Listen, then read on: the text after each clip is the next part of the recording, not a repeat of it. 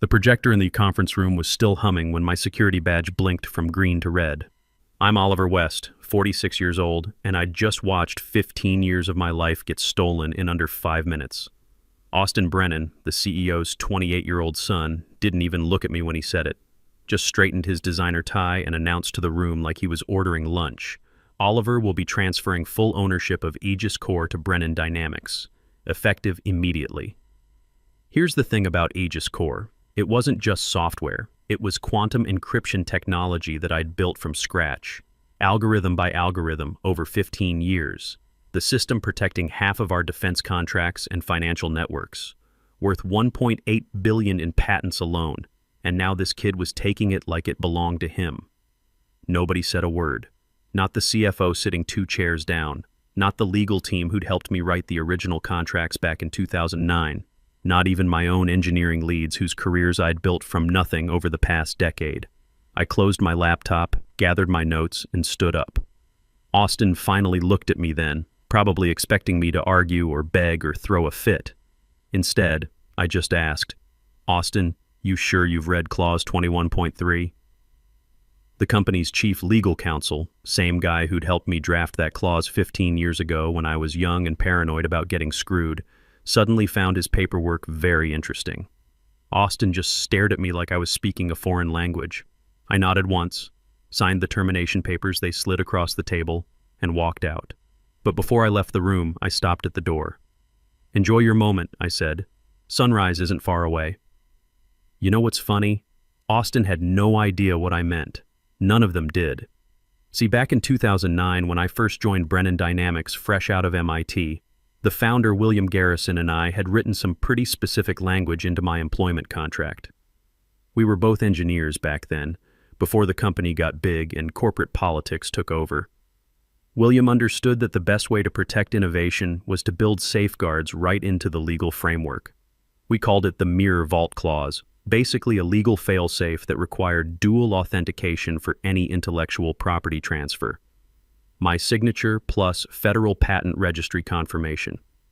Without both, ownership would automatically revert to the original creator. Me. I'd embedded my own encryption into every contract signature field I'd ever touched. Not because I was planning anything sneaky, but because I'd seen too many brilliant engineers get screwed over by suits who didn't understand the first thing about what they were stealing. William used to say, "Build it right, protect it well." If Brennan ever forgot who actually built their golden goose, the system would remember for them. The elevator ride up to my office felt longer than usual. My badge still worked on floor 22, probably because Austin was too eager to fire me to think about access protocols. Amateur mistake number 1. My office looked exactly the same as it had that morning, papers neatly stacked, 3 monitors still glowing with lines of code that now belonged to someone else, according to Austin. The white lab coat hanging on my chair still had a coffee stain from last week's all-nighter debugging the latest government contract. 15 years in this room. 15 years of skipped dinners, weekend calls, emergency fixes that started with only Oliver knows how to handle this. I'd saved Brennan from 4 major system collapses, written 7 patents in quantum encryption, and helped secure defense contracts that put the company on the global map. On my desk sat a framed photo from my early days.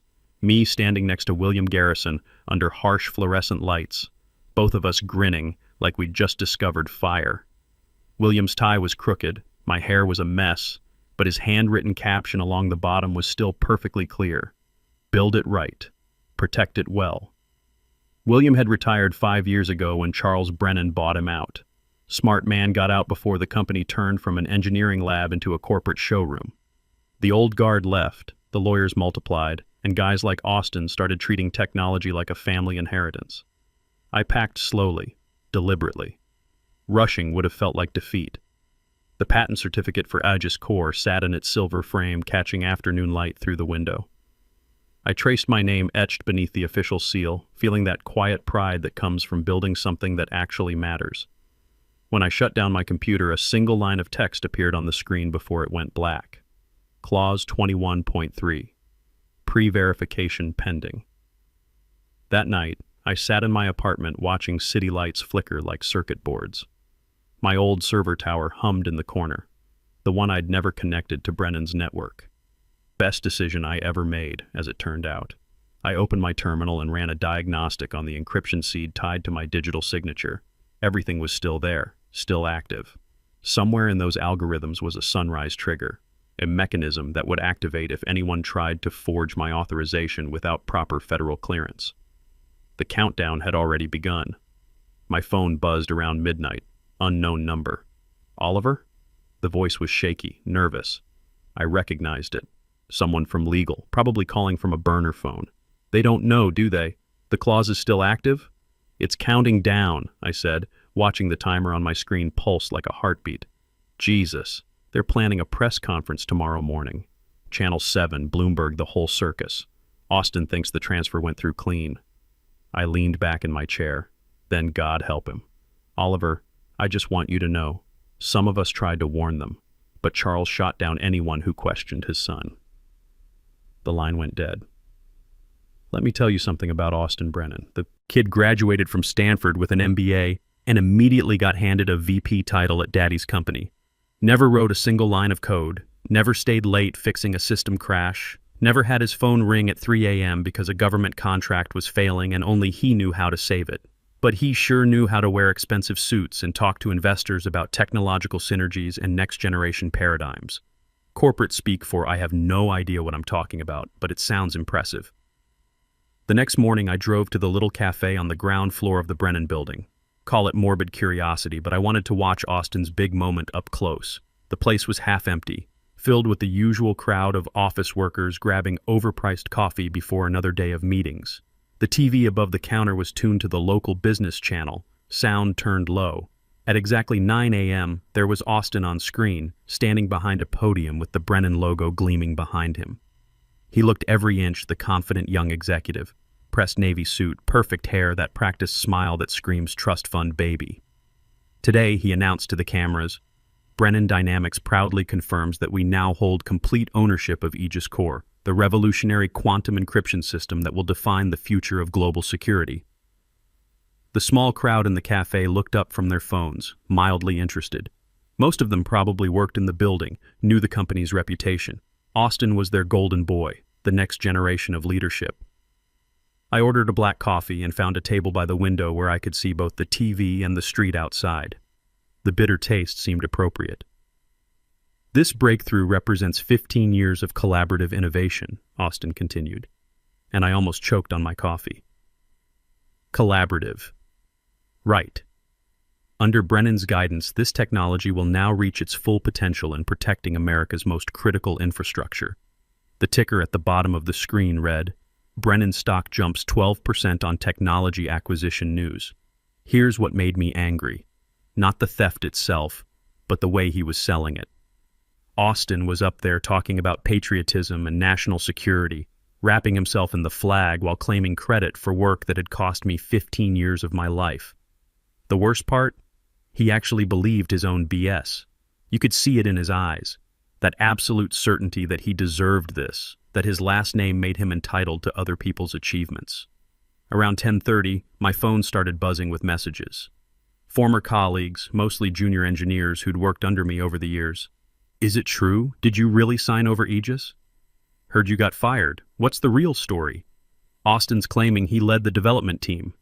We know that's garbage. I didn't reply to any of them. What was the point? In a few hours, the truth would speak for itself. The restaurant they'd chosen for Austin's celebration dinner was exactly what you'd expect. Crystal chandeliers, marble floors, wine list longer than most people's resumes. The invitation had arrived by courier that afternoon, printed on thick paper with gold embossing.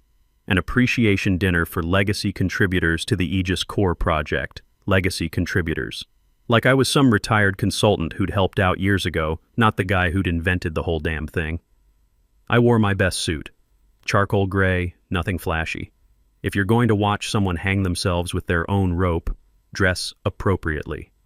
Oliver! Austin greeted me at the door like we were old friends. So glad you could make it. After all, none of this would have been possible without your foundational contributions. He wanted that word to hurt. Foundational. Like I'd laid some bricks and moved on, instead of designing and building the entire structure. Appreciate the invitation, I said, shaking his hand firmly. and the acknowledgement. Both are pretty rare these days.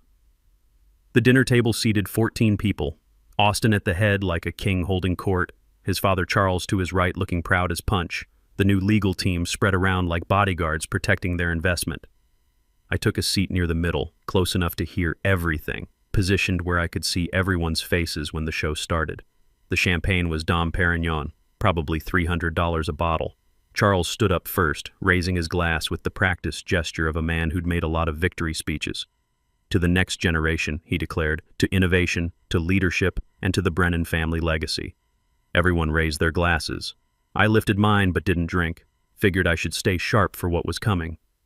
Austin stood next, grinning like he'd just won the lottery, which, in his mind, he probably had.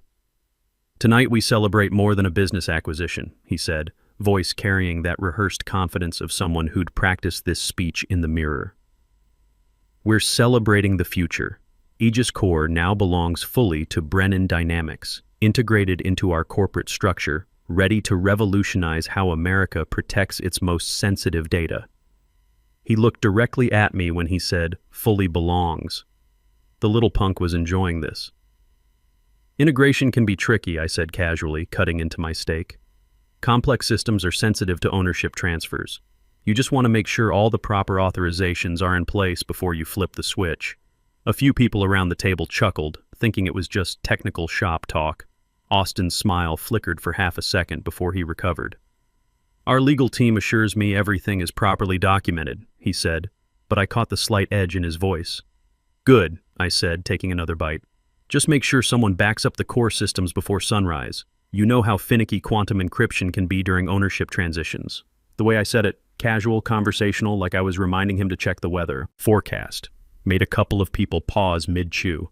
Charles Brennan was watching me now, probably trying to figure out if I was making some kind of threat or just offering technical advice. Truth is, it was both. Dinner continued with the usual corporate small talk, market projections, expansion plans, industry gossip. I answered the polite questions about my transition plans with the standard responses about consulting opportunities and taking some time off. What I didn't mention was the 15 years I'd spent building safeguards into every system I'd ever touched at Brennan. Call it paranoia, call it professional insurance. Either way, Austin was about to get a very expensive education in intellectual property law. Halfway through dessert, a server appeared with a cream-colored envelope. Federal letterhead, official seal, the kind of mail that makes corporate executives break out in cold sweats. "Urgent delivery for Mr. Austin Brennan," the kid said, looking nervous. Austin frowned, probably wondering who'd track him down at a private dinner. He tore open the envelope and I watched his face go from confusion to concern to something approaching panic. "What is it?" Charles asked. Austin cleared his throat, trying to keep his voice steady. "Just a routine compliance check. Patent Office wants to verify some documentation." But I could see his hands shaking slightly as he folded the letter. The message was simple enough. Federal Patent Registry requires immediate verification of signature authorization for patent number US 10,847,392. Discrepancies detected in ownership transfer documentation. That was the beauty of Clause 21.3. It wasn't some hidden backdoor or illegal hack. It was completely legitimate legal protection that I'd built into my original employment contract, buried deep in the technical specifications that most lawyers skimmed over. The federal patent database had my biometric signature linked to every piece of Aegis Core technology. When Austin tried to claim ownership without proper dual authentication, the system automatically flagged it for review. I stood up, dabbed my mouth with the cloth napkin. "Thanks for dinner, Austin." "Charles." It was educational. I paused at my chair, looking around the table at all these people who'd just spent 3 hours celebrating intellectual property theft. "You know what I learned tonight? Success looks different depending on where you're sitting. Enjoy the rest of the evening. Tomorrow's going to be a busy day." The drive home was quiet, just me and the radio playing some old classic rock. The city looked peaceful at night, streetlights reflecting off glass buildings, late commuters heading home from honest jobs. My phone rang around midnight. Charles Brennan this time, not Austin. "Oliver, we need to talk. I'm listening. This patent office situation, There seems to be some confusion about the documentation. Our lawyers are saying there might be issues with the transfer authorization. I pulled into my driveway, turned off the engine. Charles, there's no confusion. The system is working exactly as designed. What system? What are you talking about? Clause 21.3. The Mirror Vault Protocol.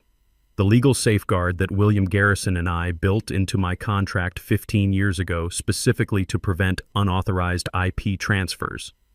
Long pause. I could almost hear him flipping through legal documents, probably calling his lawyers at midnight to figure out what the hell I was talking about. Oliver, be reasonable. Austin made a mistake, but he's young. We can work this out. Name your price. This isn't about money, Charles. Then what? You want your job back? A promotion? Equity stake? I looked up at my apartment building, lights scattered across the facade like stars. I want integrity back in the industry. I want merit to matter more than last names. I want 15 years of my work to be recognized for what it is. You're talking about destroying the company over hurt feelings? I'm talking about enforcing the law. The same law your son ignored when he decided to steal my life's work. Charles's voice got harder. You do realize Austin's announcement has already moved the stock price? Investors are committed based on our ownership of Aegis Core. If you pull some legal stunt now, you'll wipe out millions in market value. Then you should have thought about that before you let your boy play with patents that didn't belong to him. I hung up and went inside. The next few hours were the longest of my life. Not because I was nervous. The legal framework was solid, the technology was foolproof, and the federal database doesn't lie. But because I was about to watch 15 years of relationship and history get reduced to lawsuit documents and SEC filings. At 4:30 a.m., I was already awake, coffee brewing, watching the first hint of dawn creep across the skyline. My laptop showed system diagnostics running in real time, encryption seeds synchronizing with federal databases, authentication protocols verifying digital signatures. The Mirror Vault was fully activated now. Every Brennan system connected to Aegis Core was pinging the Federal Registry, asking for confirmation that Austin Brennan had authority to access Oliver West's intellectual property. The answer, of course, was no. At exactly 5:45 a.m., as the sun cleared the horizon and painted the Brennan building golden, every light in the tower began to flicker. Not a power surge, something much more systematic. It was sequence activation. The Sunrise Protocol William Garrison and I had designed as the ultimate failsafe, triggered only when someone tried to steal patented technology without proper authorization. I finished my coffee and got dressed. Time to watch justice work the way it was supposed to. Inside the Brennan Tower, Austin was probably standing in the main conference room, getting ready for another press briefing. Maybe practicing his victory speech, talking about how Brennan Dynamics was now the undisputed leader in quantum encryption technology. Then the screens went dark. Every monitor in the building flashed white, then displayed the same message in bold black letters. License revoked. Federal Registry override activated. Authorized owner O. West. I didn't need to be there to know what happened next. 15 years of Austin's collaborative innovation vanished in about 60 seconds. Every system, every contract, every piece of technology tied to my patents automatically locked down pending federal review. The ripple effect moved faster than any human could react. Domestic banking networks first, the ones using Brennan's encryption for wire transfers, then international financial systems, then the defense contracts that Austin had been bragging about on national television. Within 10 minutes, every major institution using Aegis Core technology received the same automated message. Service suspended pending ownership verification. Contact Federal Patent Office for details. My phone started ringing around 6:15 a.m. Charles again, but this time his voice was pure panic. Oliver, what did you do? The stock is crashing. Everything's frozen. The FBI just called asking about securities fraud. I was sitting on my balcony watching the sunrise paint the city gold. Beautiful morning, really. Charles, I didn't do anything. The system did exactly what it was designed to do. This is insane. You're destroying the company over a paperwork error. Paperwork error? I laughed, couldn't help myself. Charles, your son went on national television claiming he invented technology that belongs to me. That's not paperwork, that's fraud. Oliver, please, we can fix this. Whatever you want, money, position, public credit, just unlock the systems. I finished my coffee, watched a news helicopter circling the Brennan building in the distance. You can't unlock what was never yours to begin with. The employees, Oliver. Think about the employees. Hundreds of people are going to lose their jobs because of this. That one almost got to me. Almost. Those same employees watched Austin steal my work and said nothing. They had 15 years to speak up about who really built that technology. The line went quiet for a moment, then, "What do you want?" "Justice," I said, "and recognition, and for entitled brats to learn that daddy's money can't buy genius." By noon, the headlines were everywhere. Tech giant collapses after patent dispute. Brennan stock drops 68% in opening hour. FBI investigating possible securities fraud. The footage was almost surreal. Investors gathered outside Brennan headquarters, clutching their phones, watching their portfolios evaporate in real time. Austin getting escorted to a black SUV by federal agents, no longer looking like the confident young executive from yesterday's press conference. Charles announced his resignation by 2 p.m. Health reasons, according to the official statement, though everyone knew what that meant. The board was throwing him under the bus to avoid criminal charges. I spent the afternoon fielding calls from reporters, patent lawyers, and former colleagues who suddenly remembered my phone number. Most of them wanted to know if I was planning to restart Brennan under new management. No, I told them all. Brennan is finished. But Oliver West isn't. 6 months later, I was sitting in a much different kind of conference room. Glass walls overlooking downtown, but smaller, cleaner, more honest than anything at Brennan. The nameplate on the door read West Security Systems. Lucas Rivera sat across from me, the junior engineer who'd followed me out of Brennan when everything collapsed. Kid had real talent, just needed someone to believe in him the way William Garrison had believed in me. "The Department of Defense contract came through," Lucas said, sliding a folder across the table. $2.1 billion over 7 years. They want the next generation of Aegis technology for the new satellite defense network. I opened the folder, scanned the numbers. It was more money than I'd ever imagined when I was 31 years old, starting out at Brennan with nothing but a MIT degree and some big ideas about quantum encryption. "What about the expansion proposal?" I asked. "Pentagon loves it. They're talking about an additional $3.5 billion for the international security framework. Seems like everyone wants Oliver West technology now that they know who actually invented it." I leaned back in my chair, looking out at the city below. Somewhere in that skyline, the old Brennan building sat empty, for lease signs in the windows. Austin was working at his uncle's insurance company in Phoenix, probably learning what it felt like to earn a paycheck instead of inherit one. Charles had retired to Florida, keeping a low profile while the SEC finished their investigation. Word was he spent most of his time playing golf and trying to forget he ever had a technology company. "You know what's funny?" I said to Lucas. "I never wanted to destroy Brennan. I just wanted them to respect what I'd built. Think Austin learned his lesson?" I thought about that for a minute. Probably not. Guys like that don't usually learn. They just find new people to blame. My computer chimed with a new email. Subject line, Federal Innovation Award. Lifetime Achievement Recognition. The message was from the Patent Office, officially recognizing my contributions to national security technology. 15 years after I'd started building Aegis Core in a cramped lab at Brennan, the federal government was finally acknowledging who actually deserved the credit. I forwarded the email to William Garrison with a simple note. Built it right, protected it well. His reply came back 5 minutes later. Proud of you, kid. Justice took its time, but it got there. Looking back now, the whole thing wasn't really about revenge. It was about truth. About making sure the people who create things get credit for creating them. About proving that integrity and patience can beat arrogance and entitlement, even when the deck seems stacked against you. Sometimes justice doesn't come with sirens and handcuffs. Sometimes it comes quietly, like the sunrise, changing everything without making a sound. And sometimes, if you build your safeguards right and wait for the perfect moment, the truth protects itself.